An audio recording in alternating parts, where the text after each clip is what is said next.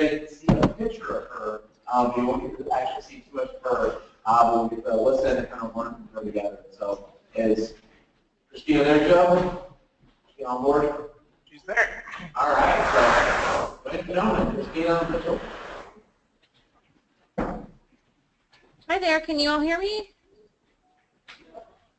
Keep talking. Okay, perfect.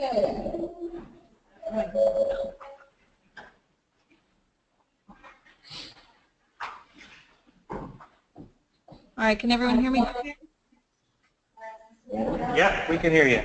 Okay, excellent. Well, I'm kind of getting some feedback from you. Is it possible to mute on your end until we get to the questions?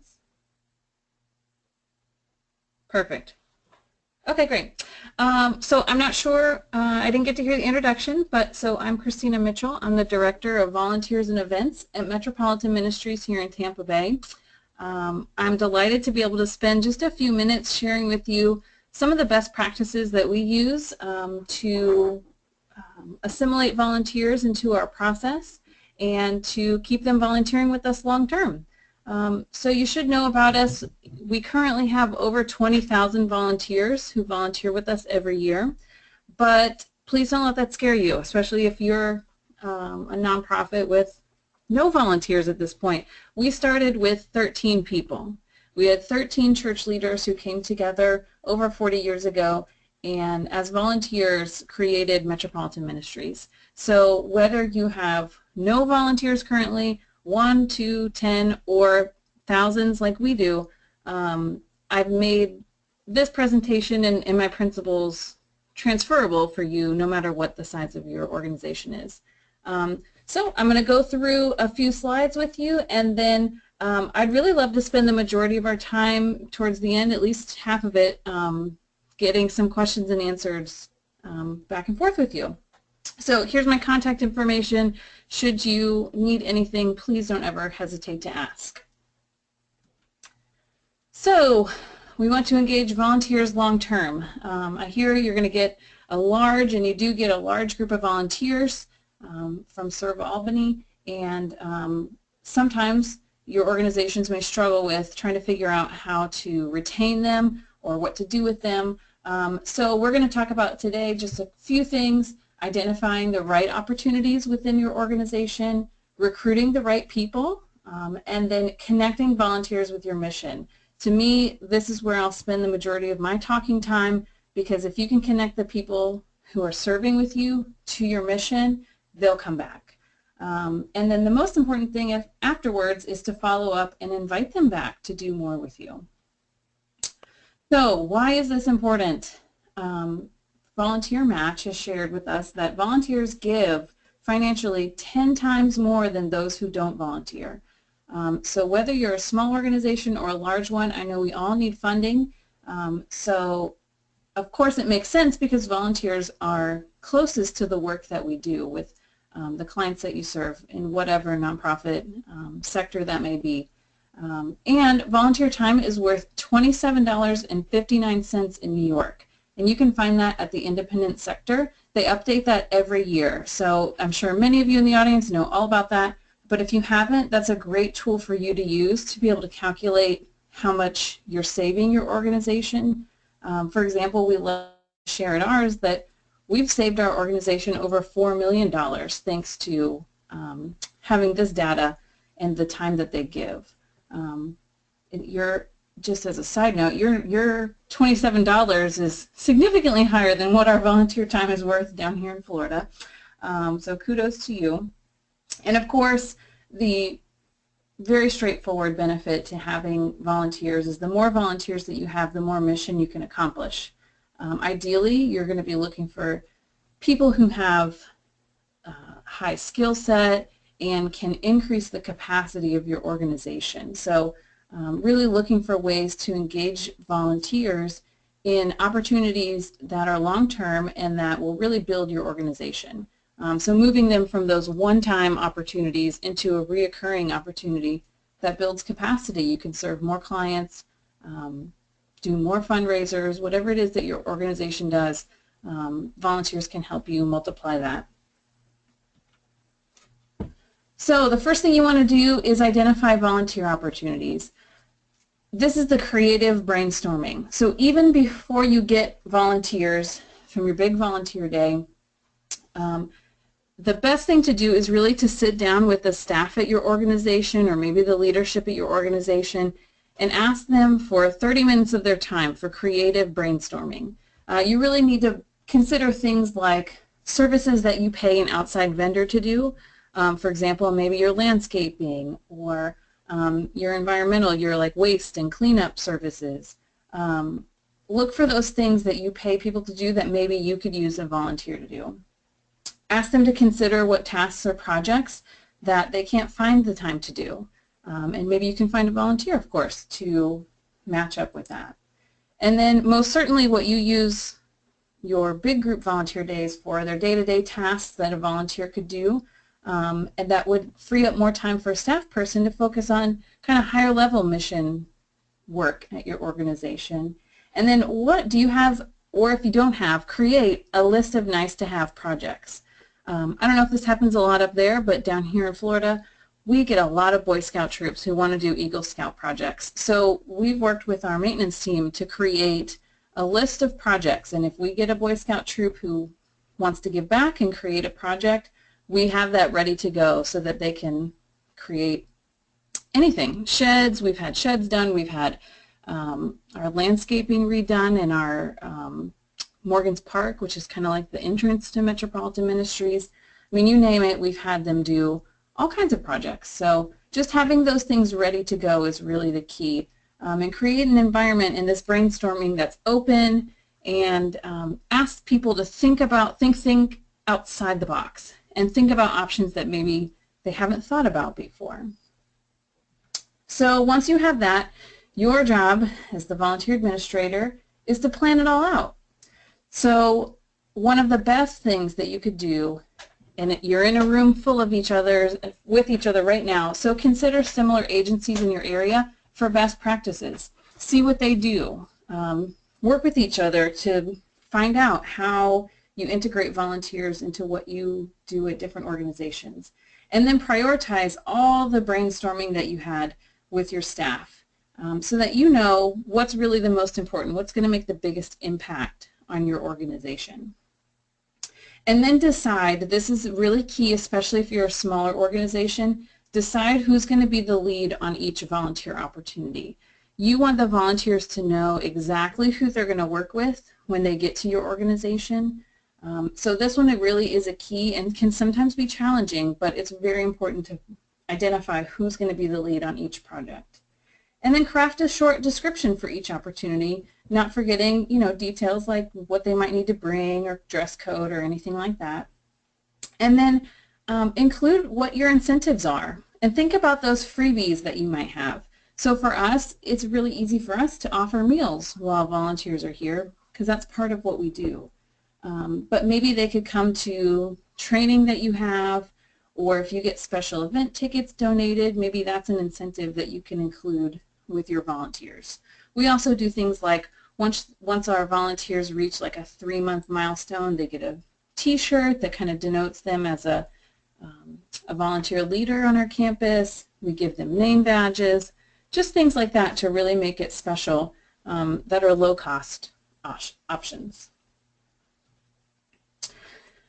One of the best things I think that we have ever done here at Metropolitan Ministries is developed collaborative partnerships. For some of you, this may be something that you already do, and if you do, please share this with the others in the room because this is, number one, saved us an incredible amount of money, but more importantly, number two, through this partnership that we've developed with a tech school that's literally right across the street, that we have been able to give all these guys, these young guys and girls you see on the stage, we've helped them to get employment. So what happens is this is a group from a tech school near us, and they volunteer their time every day of the week with our environmental services department. So that's keeping our campus clean and keeping it safe, things like taking out the trash, mopping, cleaning the windows, all of those kind of things like cleaning services.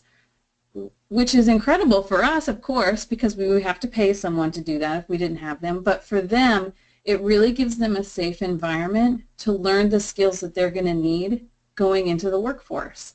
And this wonderful class is adults with special needs. And so it is an incredible partnership we've had for 3 years.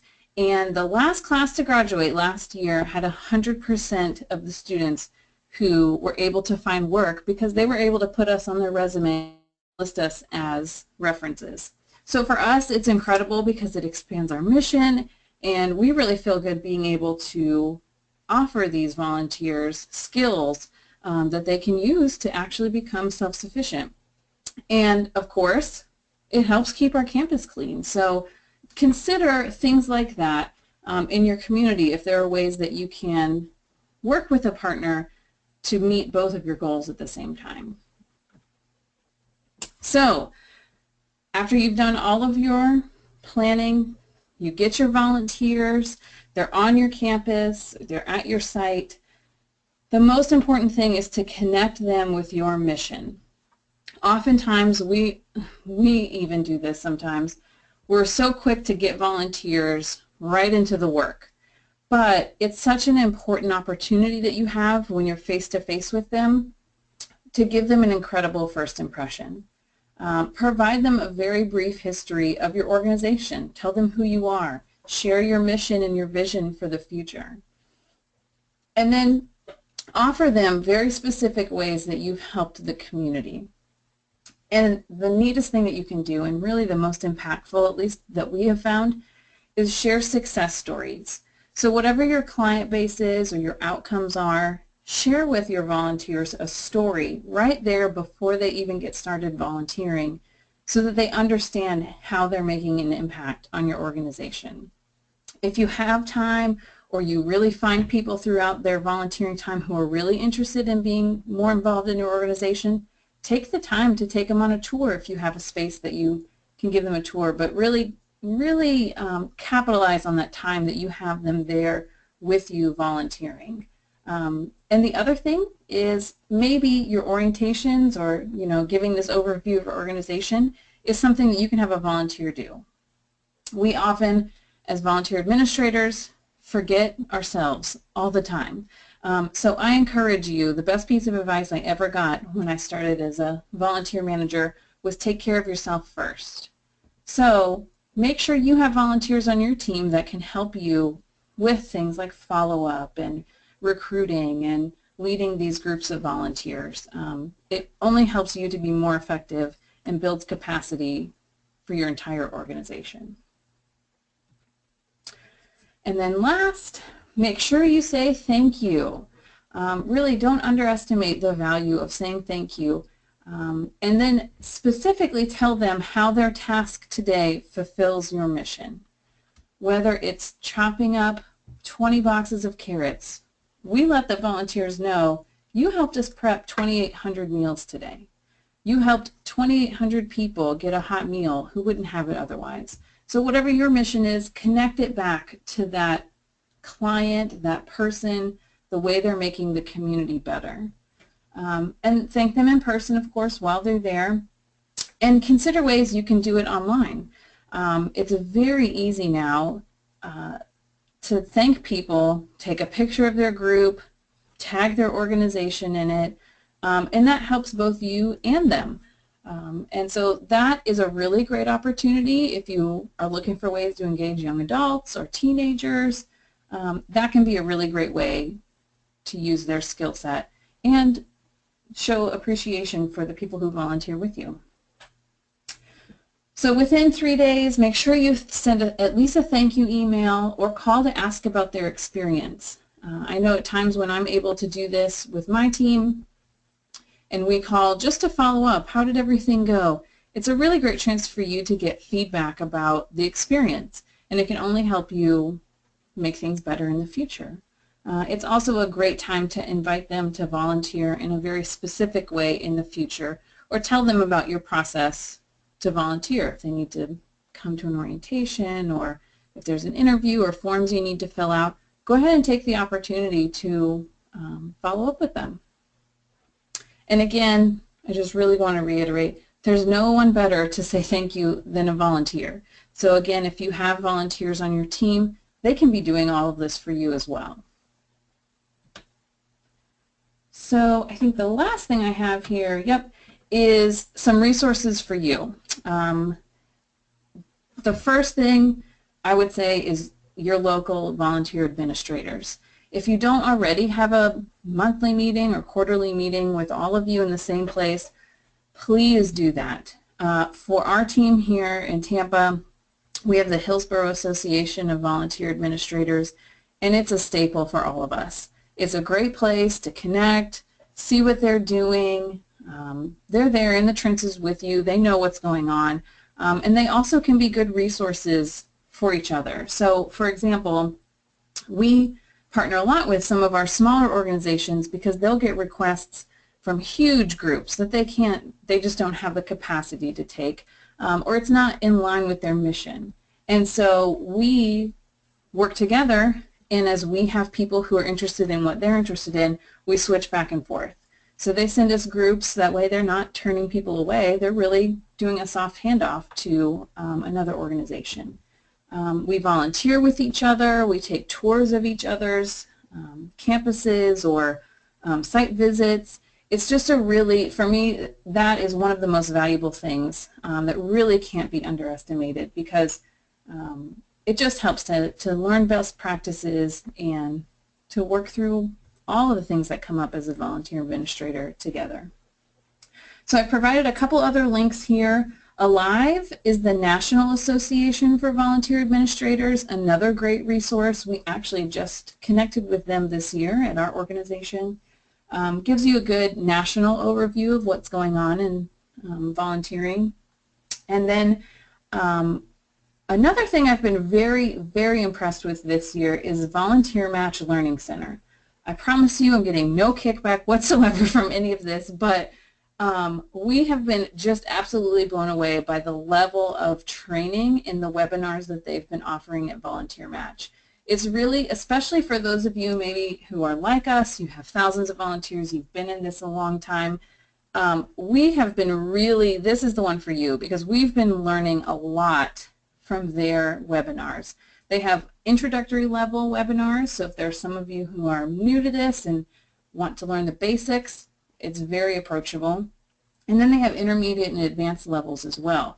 So if you're trying to strategically place volunteers within your own team and build capacity in your organization, talk about the culture of your organization, they have webinars on that as well. There's one coming up. In fact, as I was preparing for this last night, I was checking out what's coming up on their website, and they have one coming up on October 18th, and that's about gauging the level of volunteer culture within your organization and how to create a culture that welcomes and invites and really utilizes volunteers to the highest level within your organization. So just a really great resource and free, so you can't beat that, right? And then the last thing, if you are in this by yourself, or maybe this is one of 20 hats you wear as a volunteer coordinator, fundraiser, or whatever part of the organization you're in, please consider AmeriCorps Vista program. Hopefully you have heard of it. If not, this link takes you right to it. But we actually had a volunteer through the Vista program create our volunteer program in one of our other locations. So we had no staff out there. We had no one that had the capacity to take this on as another opportunity. And you get, through the Vista program, a full-time person for a year who's there to build capacity in your organization. And so we had a person through this program completely develop and recruit and train and set up our volunteer program at another site. So really, if you haven't looked into it, I can't rave on it enough. We've ended up the last 4 years having 4 or 5 different AmeriCorps Vistas serve on our team, just building capacity in different ways. You can focus them in on anything, whatever project that will build capacity in your organization. So we have one who's building capacity with our donation team. We have one who's building capacity with a program related to senior volunteers and teenage volunteers.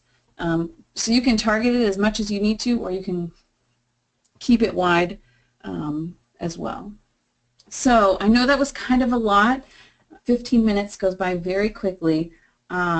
So I just want to see if there's any questions or if anything came up during lunchtime that you'd like for me to talk about. Yeah, thank you very much. You're welcome. Raise your hand if you have a question. I'll give away it.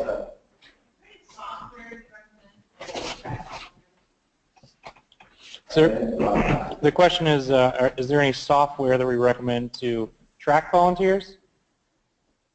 Sure, there are lots of options out there, and I think actually right after me is going to be a great free option, which is Meet the Need.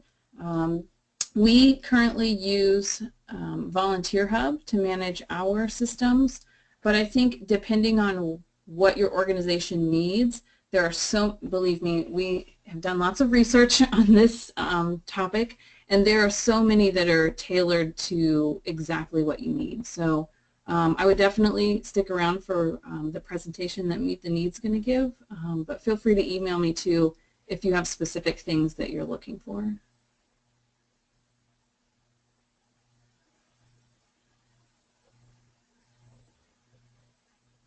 Oh, did I lose you? No, we're here. Well, one of the things that we talked about on one of our calls is the importance of always having something for volunteers to do. And she had kind of funny stories about when new volunteers come in and they kind of create work for them to do. Why she thought that's important. Did you catch any of that, Christina? I think so, but if you could reiterate it, I just want to be sure because I think it's hilarious, but I might have been scared. Yeah, so John was asking, he said on one of your calls you talked about creating work for volunteers to do. Mm-hmm. And what were you saying again? She can have funny stories about how the volunteers coming in and they almost created work for them to do. So you want to just share some of those stories? Okay, share some of those stories about volunteers just creating volunteer work to do when they came in. Okay, that's what I thought I heard. Okay, great. So certainly, no matter how big your organization is or small, you come across times where you have overbooked yourself. We do that as well. And for us, we really try certainly not to do this. This is certainly not something we do all the time, but we've had times where we have a holiday center where there's food sorting that happens, and we have literally had a group that just knocked out all of the food sorting for the entire rest of the day. And I had another group of 120 people coming in an hour who were expecting to do food sorting. And so we took the food that was already sorted, dumped it back into the trays, and had the next group sort it. So of course that's not the ideal situation, but for us and for our staff, we've really created a culture where we want volunteers to know what happens at our organization, and we want volunteers to have work that's meaningful.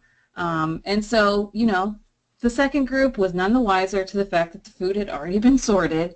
But in general, we really try to plan ahead. I think this is where planning ahead comes into play. And as you're working with your staff, it's really kind of a culture shift to try to get them to come up with new projects. Of course, things like cleaning and you know, landscaping. You know, it depends on your organization, what you have. But taking the time to brainstorm with the staff, I think would be really helpful. I hope that answered your question.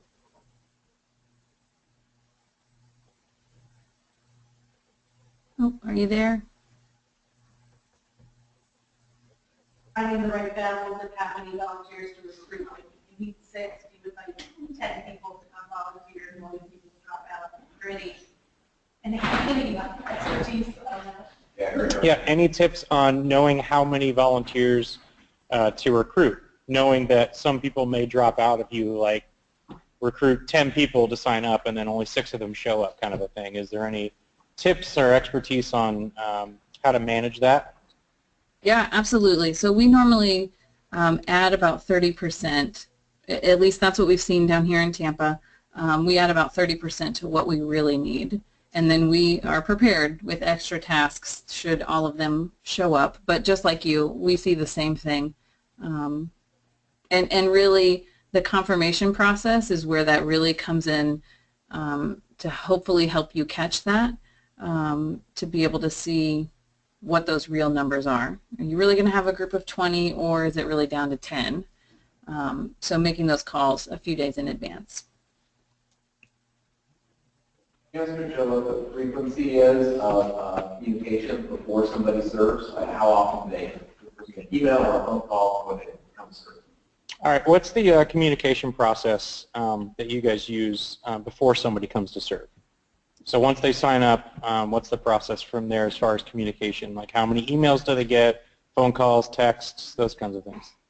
Yeah, sure. So depending on the opportunity, it may be different, but in general, we give an email 1 week out, 2 days out, and then for us it's really email based. For certain opportunities, if it's a group, we do more check-ins throughout the time between we schedule and we go. So we send them an email with all the details, and then we will call them about a week beforehand and just check in on their numbers.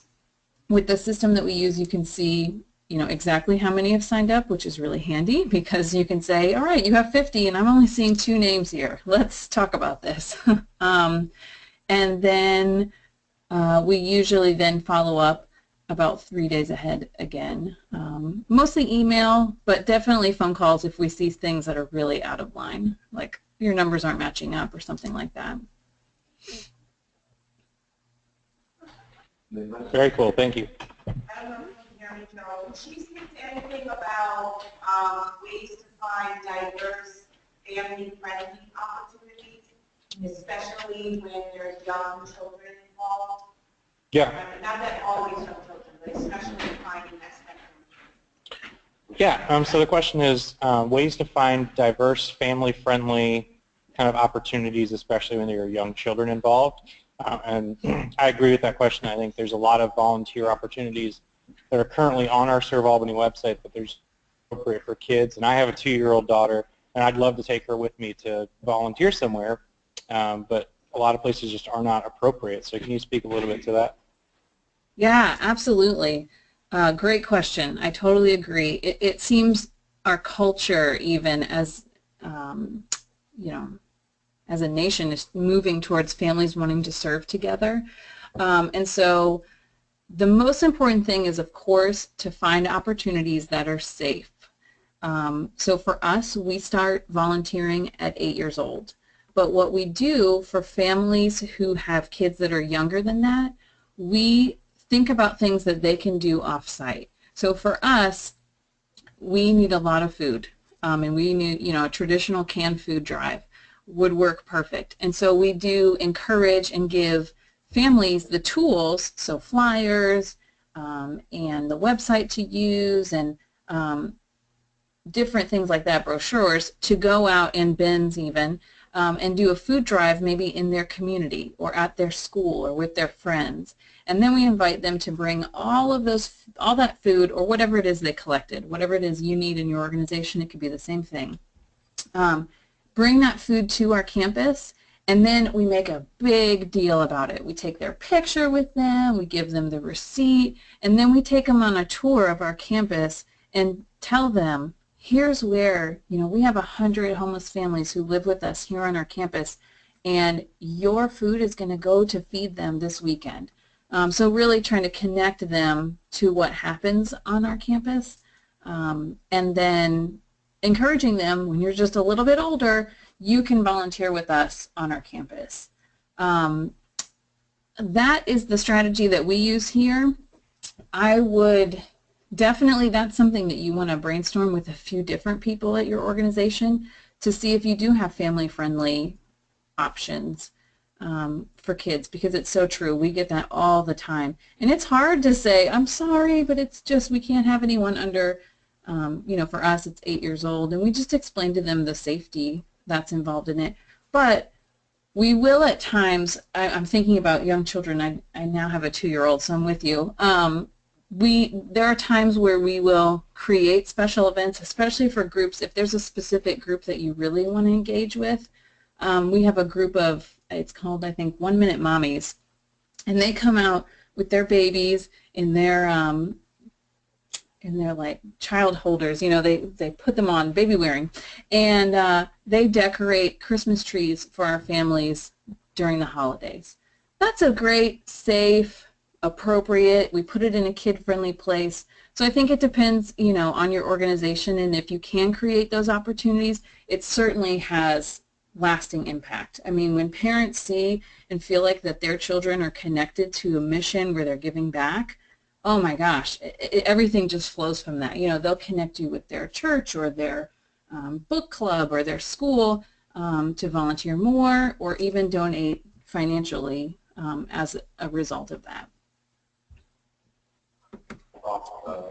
Very cool.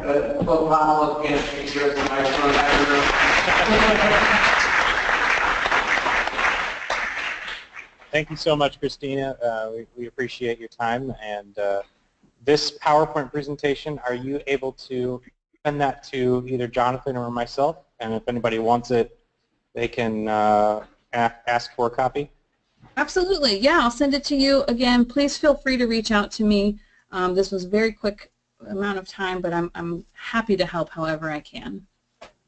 Great. Thank you so much. Thank you.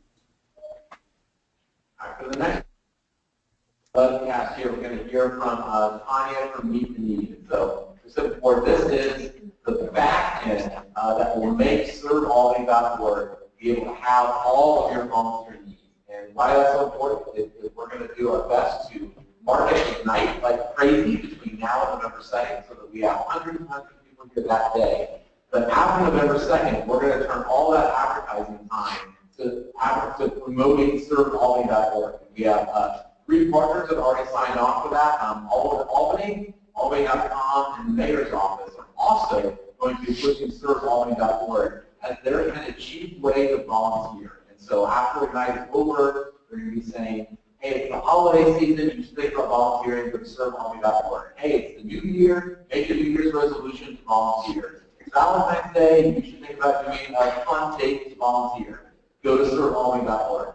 And so we need to make sure that when they go to ServeAlbany.org, your volunteer needs are actually there. And so the way that they're going to get there is through using this tool, Meet the Need. And so it's a little bit of a different process than how we've done before to meet your needs on a ServeAlbany. We think it's great to get to be a little bit handy. And so Tanya is going to kind of explain a little bit about what Meet the Need does, and then we'll do a little bit of discussion and then we'll be done. But then starting at 2:15, we'll have another little webinar that if you're kind of in that process of, okay, I need to figure out exactly how I navigate this website, and how do I get volunteer links to work on my websites and all that, that's all above my head. But Tanya will kind of walk through that, and then Joe is now also a Meet the Need expert as of last night. So he can answer all of your questions. But now we're going to hear Tanya from Meet the Need. So please jump in. Tanya. Hi, Tanya. Did you hear that? I did. Thank you. Can you guys hear me? Yes. Awesome. Yeah, I'm Tanya Nichols, Director of Member Services with Meet the Need. We are very excited about the connection that we have with ServeAlbany and Christchurch and helping to unite the city in service. And we've actually worked with Metropolitan Ministries, Christina, that just shared with you, for many, many years.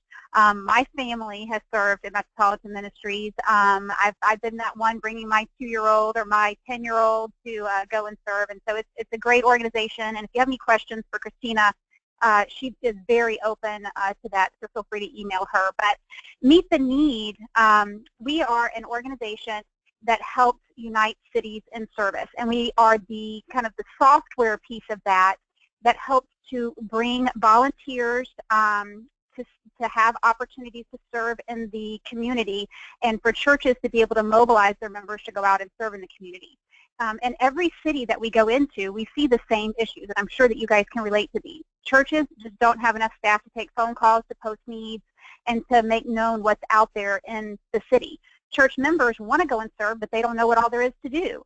local ministries and nonprofits like yourself have a difficult time making your needs known, and believe me, you have a lot of them. So what Meet the Need has done, whoops, let me go back. We've taken the administrative workload off of the church staff because there tends to be a bottleneck with the church staff in getting needs to members. Not that they mean to do that, but it happens naturally because there's so much. The funnel is just too wide to get those needs to members, and then that smaller part of the funnel is just too small to get it to those members. But church members through Meet the Need are able to go on their church's website, search for needs in the community, and local ministries are able to post needs to the local church's websites and to their own websites, and where it all shows up instantaneously for volunteers to easily and more efficiently and effectively connect through their church, through nonprofits that they work with, and even through organizations like ServeAlbany that's helping to connect everyone together. A little bit about Meet the Need, our background. We've been around since, oh gosh, over 16 years now. We started with a beta test in the Tampa Bay area. Metropolitan Ministries is one of those beta organizations that helped. We launched in Tampa Bay. We then went to 4 new cities and 25 cities, then over 70 cities across the U.S. and Canada.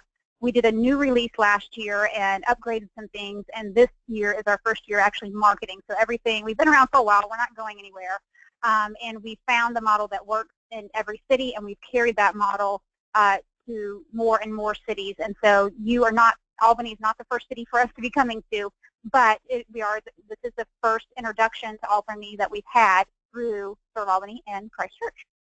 A little bit of vision about what a city might look like before Meet the Need is there. A single mom might walk into a local nonprofit and she needs help, and they're able to help her maybe with diapers. But maybe she needs a bed, and they don't keep beds, cribs sitting out back. And so what usually happens is those local ministries are going to start calling around the administrators to other administrators of churches in the area, saying, hey, does anyone in your church have a crib? And those administrators of churches are going to try to communicate to their members through emails, Post-it notes, phone calls, spreadsheets, and try to find people that can help. And people that step up to help will then go back to the church administrator, back to the ministry administrator, and then if it makes it back through all those means of communication, we'll eventually make that crib back to the mom. But reality is many times that need goes unmet, or it goes unconnected, or too many people connect, and then volunteers get frustrated and they don't want to participate next time there's a need. Well, with Meet the Need is behind the scenes. Families that you're serving, volunteers that are serving, never see Meet the Need. But what happens is the ministry or the nonprofit can post a need, and that need, they post it one time, and it shows up multiple times on multiple church websites in the area. And it shows up on your nonprofit's website as well. And in your case, it's also going to show up on ServeAlbany's website. So you post a need one time, it shows in multiple places, and then that church is promoting to their members to go and serve. ServeAlbany is promoting to go and serve. Your ministry is directing your volunteers to your website to go and serve, and those needs get met much more efficiently, much more effectively online through your organization's website, through the church's website, and the administrative workload is taken off of all those thousands of connections being made, so that those needs can get back to those families, can get back to those organizations in a timely manner. And we're not there to eliminate the administrator's job, but we do like to help reduce those connections and those administrative tasks so that more relationships can be built with volunteers, with the families that you're helping, with the agencies that you're working with, so that those volunteers and people you're helping, that they're lasting relationships, and it's not all your time is not being spent connecting the dots. Instead, it's about building relationships. So with Meet the Need, there are several features that we have. They're divided up into 4 modules, which we'll see on the dashboard in just a moment. I'll show you. But there's volunteer and goods management, where you can post needs for goods, items that you might need. You can also post needs for volunteers. You need people to come on every Tuesday, or maybe you need people to come one time on one day, or maybe you don't care when somebody comes, you just need the specific task done. That's called an open-ended need. So you can post different types of needs, volunteer needs, and you can also create events. When you create an event through Meet the Need, you're able to insert your own logo, create your own categories, get a link just for your event and share that on your website, share it through social media, share it through emails. Really, any of the links that you create Meet the Need, you can share anywhere you want to share them. Then we also have case management and multi-location family scheduling, where you can track what families you're helping. You can track what you've given to them and very detailed reports with that. You can post needs for those families and share those with local churches if you like. You can even schedule those families to come back at a future date to receive goods or services. Like maybe you have a toy drive coming up in December and you're going to have a toy distribution. You can schedule families to come on a certain day at a certain time. They register ahead of time. You give them a barcode, and when they come to check in to get their toys, you can barcode scan them in and know who actually showed up.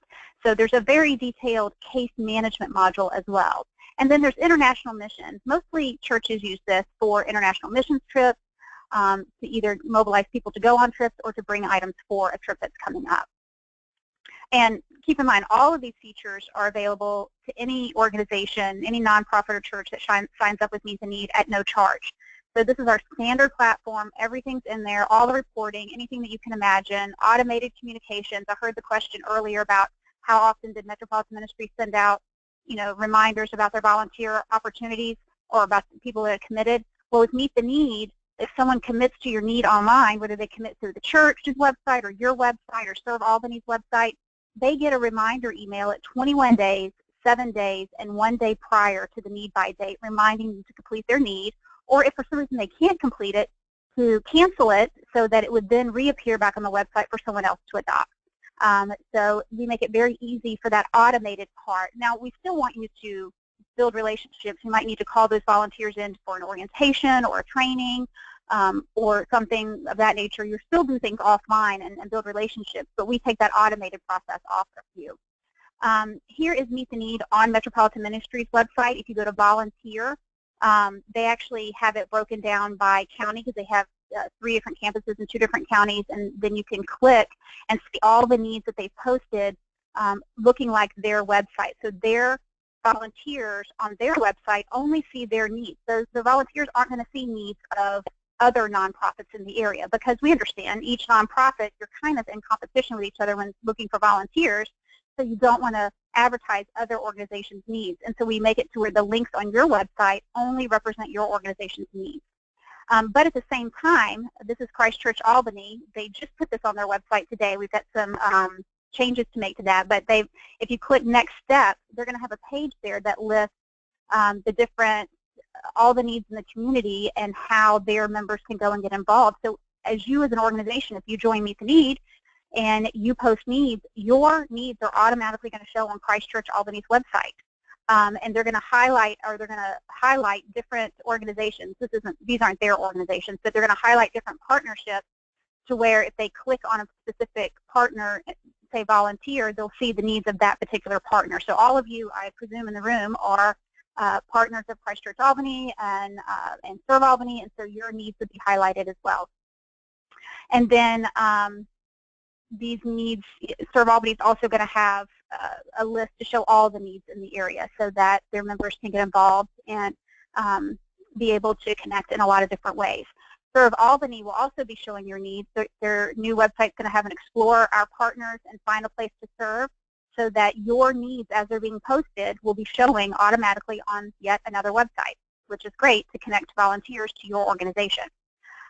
With outreach events through Meet the Need, you can have buttons on your website that, this is Salvation Army, they have a Red Kettle event, an Angel Tree event, and a Christmas distribution. It's 3 different events in actually 7 different locations.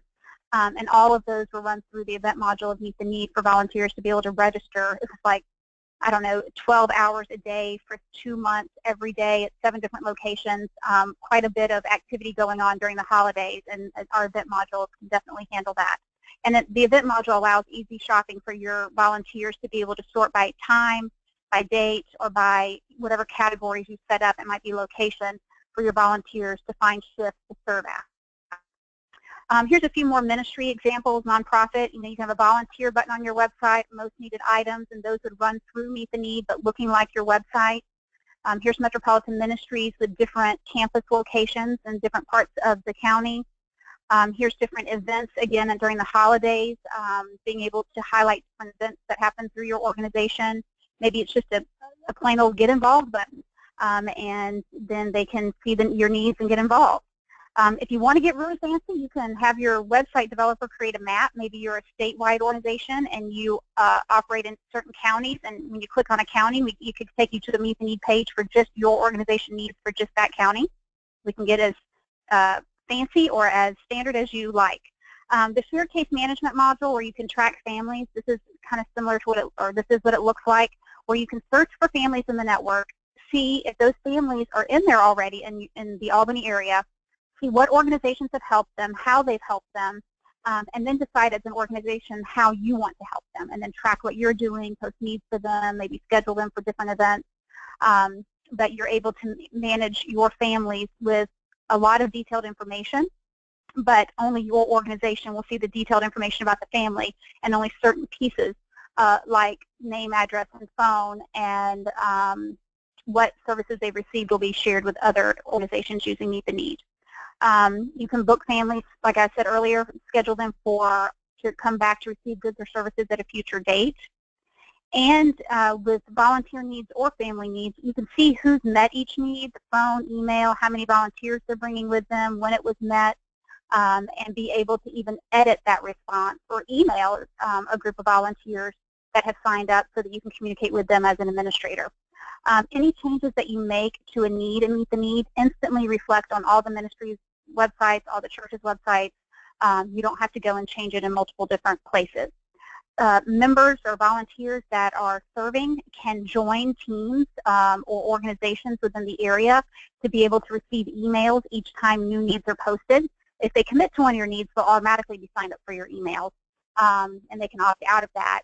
But they can also go and join other organizations in the area. So as you're posting needs, you're not just waiting for people to come to your website or the church's website, but yet it's pulling them more to you to let them know let them know what you have happening.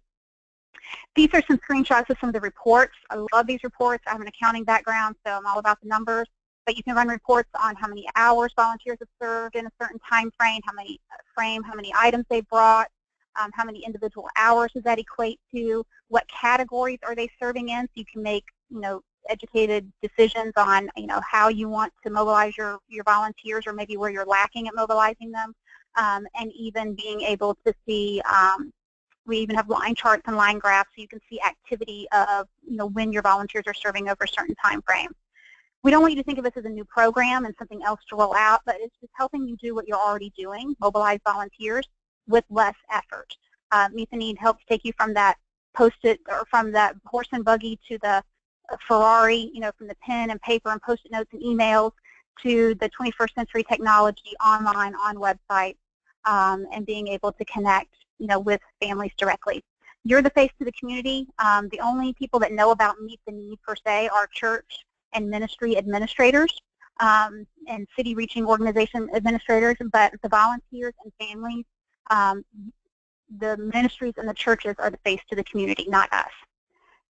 Obviously, you know what the value of collaborative outreach is. It helps to unite Christian organizations to serve those less fortunate, and it helps the system, when you're using the case management part, it helps to prevent people from taking advantage of anyone's generosity, and allowing your organization to give the most it can and reach more people. The value for ministries is that you get access to the church community like you never had before. I mean, you post a need and it appears on church website. Wow. I mean, that's just amazing. It's building awareness of your ministry within the local community, and it's uniting Christian organizations to serve the less fortunate in a lot more different ways. Here's a few testimonials with some churches and organizations that have used Meet the Need. There's Metropolitan Ministries, a savings manpower of roughly $176,000. That was one holiday season, I think. The next, we're going to stay after the luncheon to walk you through these steps, but your next step would be to register at meettheneed.org. You would register your organization by going to Get Software and Quick Start. Since you're a charity, I would go under the Charities, Charities, Get Software, and choose Quick Start. And then from there, it'll walk you through. It's less than 10 minutes, a few screens where you answer a few questions and actually log in or register. And then you will get access to your full Meet the Need dashboard where you have access to manage your volunteers and goods, case management, events, and even missions if your organization does that. So here's a little recap of the next steps to register. You can begin posting your needs once you do. You'll share with your other local ministry partners, whether that be other nonprofits or other churches. You'll want to share your needs with your volunteers and put them on your website. And then it's a matter of monitoring where your volunteers are coming from and getting them assimilated into your serving culture. What it costs, Meet the Need doesn't cost anything. We built over $1 million system, and God told us to give it away to churches and ministries, and that's exactly what we do. We do ask for gifts from a lot of our larger churches and ministries, especially ones that help get us started in a city, but we do not require any gifts or any fees for using Meet the Need. You get the full platform at no cost, whether you can give or not. Here's my information if you want to connect with me, but I would love to take a few questions, and we'll dive into actually how to do all of this right after the luncheon.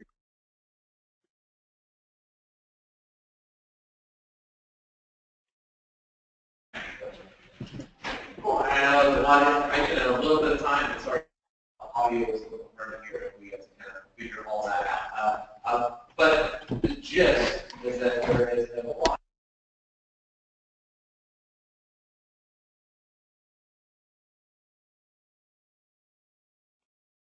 Hello, did I lose y'all?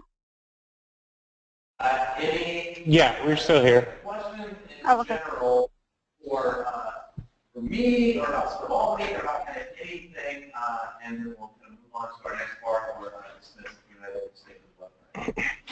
Just kind of questions in general. Yeah. You're going to have it on your website. And so, yeah.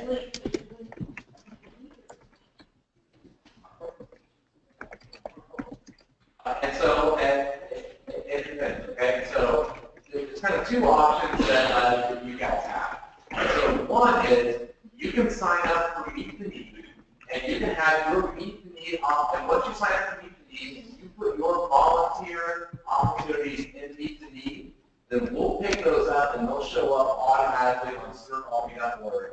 And when someone signs up on ServeAlbany.org for your organization, then you'll get an email through the Meet the Need pipeline that says, hey, so-and-so volunteer for this opportunity. That's kind of like option one, and we'll make sure that your opportunities are on ServeAlbany.org, and make sure that we're promoting the site for your opportunities out there. The kind of the next tier that you can go to is that you can use Meet the Need as your volunteer link on your website. And so you can build a site through Meet the Need, and then when someone goes to your website and they click on volunteer, then it will kind of redirect them to a site that looks exactly like your website. No one else will know that they have gone to a different website. So your logos, all of your kind of parameters around it, but the volunteer kind of interface then will be powered by Meet the Need. So they will see all the opportunities that you put on there for Meet the Need.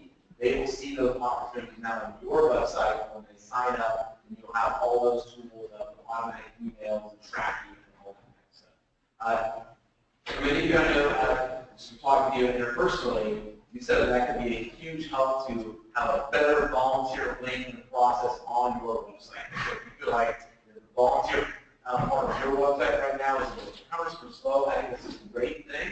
And it's also a way to extra step where you don't have to like update on your own website and update on ServeAlbany. So that could be great. If you already have a big-time volunteer link on your website that's powered by some other organization, some national something, then I understand that this might not be for you. But doing the two steps, you know, there's going to be cumbersome to put on your website, however you do that now and on Meet the Need, that will ensure things will be on ServeAlbany, which we hope will give you a good trickle bit